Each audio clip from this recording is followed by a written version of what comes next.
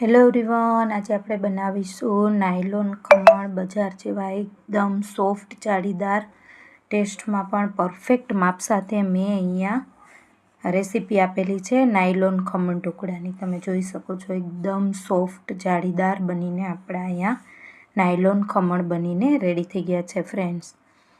અહીંયા તે નાયલોન ખમણ બનાવવા માટે મેં અહીંયા એક બાઉલમાં 1 વાટકીના માપથી મેં પાણી લીધેલું છે. તમારે જેટલું પાણી લો એનું ડબલ તમારે લોટ લેવાનો છે. મેં અહીંયા 1 વાટકી, જે વાટકીથી પાણી લીધેલું છે એ જ વાટકીથી મેં અહીંયા ચણાનો લોટ 2 વાટકી લીધેલો છે.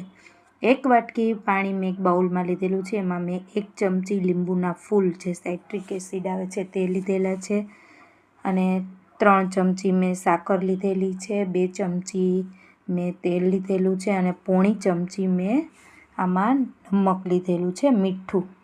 આ બધી જ વસ્તુને તમારે પાણીમાં મિક્સ કરી દેવાની છે. એકદમ સરસ ડિઝોલ્વ થઈ જાય, એકદમ મિક્સ થઈ જાય ત્યાર પછી આપણે આની અંદર જે ચણાનો લોટ બજારમાં મળે છે, એકદમ ઝીણો આવે છે, તે આપણે યુઝ કરવાનો છે. તો તમને આમાં પરફેક્ટ રિઝલ્ટ મળશે.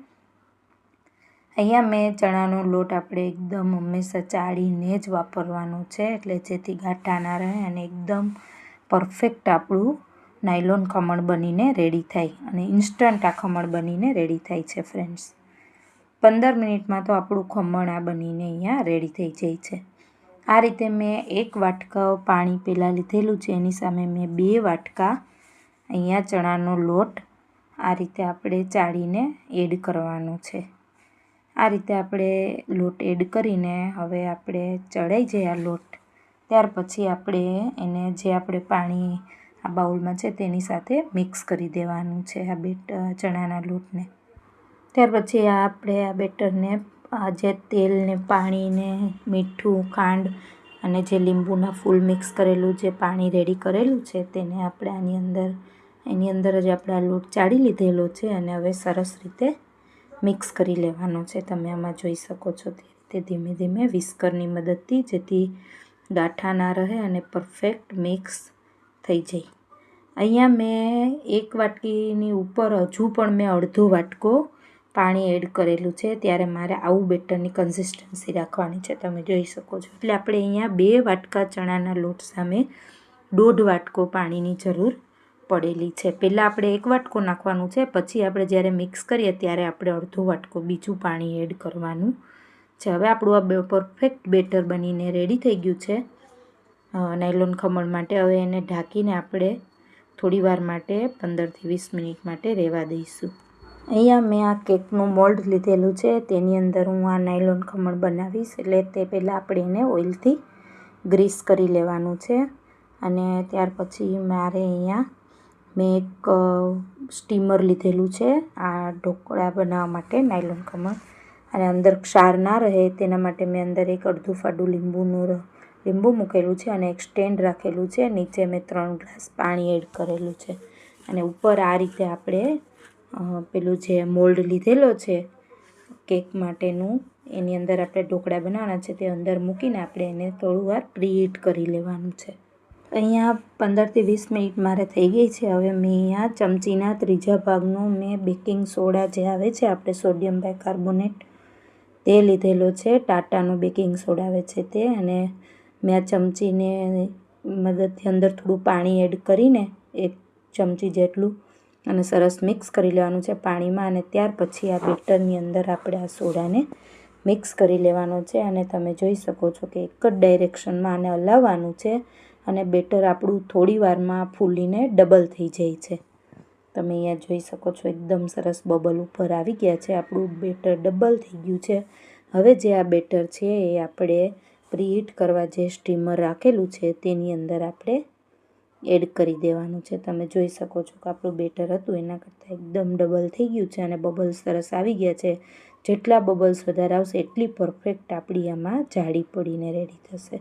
આ સ્ટીમર મેં પ્રીહીટ કરવા રાખી દીધું હતું, તે પ્રીહીટ મારું થઈ ગયું છે. હવે આપણે આની અંદર બધું બેટરને એડ કરી દેવાનું છે, અને ત્યાર પછી આનું ઢાંકણ આપણે બંધ કરી દેવાનું છે.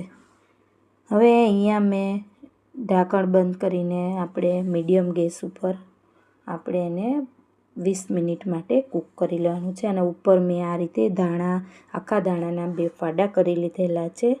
અને એને આપણે આ નાયલોન ખમણમાં ઉપર એકદમ સરસ ટેસ્ટ આવે છે એટલે મેં એ સ્પ્રિંકલ કરેલા છે. અને હવે આપણે એને 20 મિનિટ માટે કૂક થવા દઈશું મીડિયમ ગેસ ઉપર. અને 20 મિનિટ પછી તમે જોઈ શકો છો કે એકદમ સરસ જાળીદાર આપણા ઢોકળા બનીને અહીંયા રેડી થવા આવ્યા છે. હવે આપણે ચેક કરીશું કે આપણા ઢોકળા છરીની મદદથી આપણે ચેક કરી લેવાનું છે કે આપણા ઢોકળામાં ચોટે નહીં આ છરીમાં. તો આપણા ઢોકળા નાયલોન ઢોકળા પરફેક્ટ બનીને રેડી થઈ ગયા છે. હવે આપણે બહાર કાઢી લઈશું અને થોડી વાર ઠંડુ પડે એટલે આપણે આને અલગ કરી લઈશું. તમે આમાં જોઈ શકો છો કે કેટલી સરસ જાડી બનીને એકદમ સોફ્ટ આપણા આ નાયલોન ખમણ ઢોકળા બનીને રેડી થઈ ગયા છે ફ્રેન્ડ્સ. હવે આપણે આ ઢોકળાના સરસ પીસ કરી લેવાના છે. અને આ પીસ થઈ જાય એટલે હવે આપણે આ ઢોકળાનો વઘાર કરવાનો છે સરસ. એટલે આપણા નાયલોન ખમણ સર્વ કરવા માટે રેડી થઈ ગયા છે ફ્રેન્ડ્સ. બજારના ખમણ જેવા જ બનીને અહીંયા મારા નાયલોન ખમણ બનીને રેડી થઈ ગયા છે. એકવાર ફ્રેન્ડ્સ આ પરફેક્ટ માપ સાથેની જે રીત આપેલી છે તે તમે જરૂરથી ટ્રાય કરજો. તમારા પણ ઢોકળા એકદમ પરફેક્ટ બનીને રેડી થશે નાયલોન ખમણ ઢોકળા. આ રીતે મેં બધા જ ઢોકળાના પીસ કરી લીધેલા છે. તમે આમાં જોઈ શકો છો કે એકદમ સરસ સોફ્ટ જાળીદાર બનીને અને આપણા ઢોકળા નાયલોન રેડી થઈ ગયા છે. હવે આપણે આ ઢોકળાને વઘાર કરીશું. તેના માટે મેં એક કઢાઈમાં 4 ટેબલસ્પૂન તેલ ગરમ કરવા રાખી દીધું છે. તેલ ગરમ થાય એટલે એમાં રાઈ મેથી એડ કરેલા છે. ઢોકળામાં રાઈ મેથી વધારે હોય છે. રાઈ તમે મેથી એડ કરવી હોય તો કરી શકો છો, નહીંતર ઓપ્શનલ છે. આમાં રાઈ એડ કરવાની છે. મેં એક મોટી ચમચી રાઈ લીધેલી છે. તે આપણી ફૂટવા લાગે એટલે આની અંદર મેં કરી પત્તા જે લીમડાના પાન આવે છે તે એડ કરેલા છે. 4 નંગ મરચાં લીધેલા છે તે એડ કરેલા છે. હિંગ એડ કરેલી છે.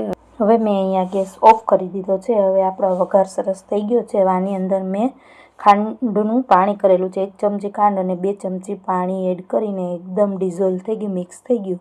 એ પાણીને મેં આની અંદર એડ કરેલું છે. આપણો વઘાર બનીને રેડી થઈ ગયો છે. હવે આપણે આની ઉપર આ વઘારને આપણે એડ કરી દેવાનો છે ઢોકળા ઉપર. અને આપણા એકદમ સરસ નાયલોન ખમણ બનીને પરફેક્ટ રેડી થઈ ગયા છે. હવે ઉપર આપણે થોડા દાણાને લઈને ગાર્નિશ કરી લઈશું. એકદમ પરફેક્ટ બજાર જેવા સોફ્ટ અને જાળીદાર બનીને આ નાયલોન ખમણ આપણા રેડી થઈ ગયા છે ફ્રેન્ડ્સ. આ રેસીપી સારી લાગે તો મારી ચેનલને જરૂરથી લાઇક, સબસ્ક્રાઈબ અને શેર કરજો ફ્રેન્ડ્સ. અને આવી સરસ રેસીપી તમને સૌ પહેલાં જોવા મળે એટલે બેલ આઇકનને જરૂરથી દબાવજો friends. Thanks for watching my video.